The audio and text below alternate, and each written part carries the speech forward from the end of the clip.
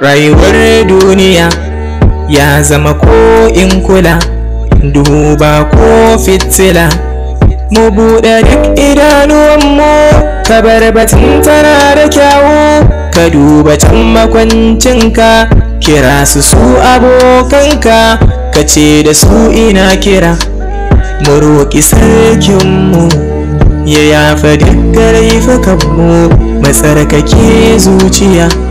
Na san za mu iya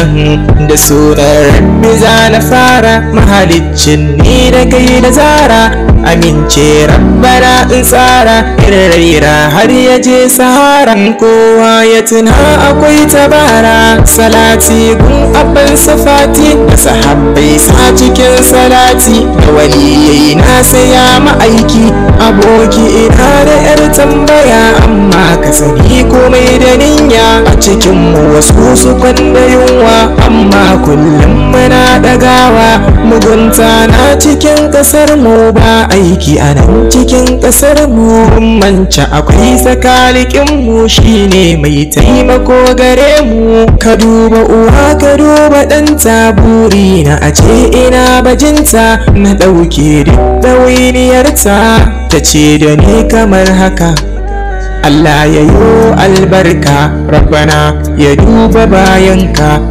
inda ka je yana ganinka, ka bari ka ke tashi yau ka ganka, sai aiki naka da ka shuka, abubuwa kamar haka, aiki naka da ka shuka, wuta ko aljanna zai kira ka. Rayuwar duniya ya zama ko in kula, duba ko fitila, mu buɗe duk idanuwanmu, ka bar batun tana da kyawu, ka duba can makwancinka, kira su abokanka, ka ce da su ina kira, mu roƙi sarkinmu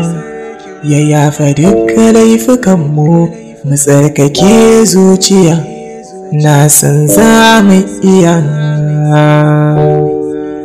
Yaro kirkin na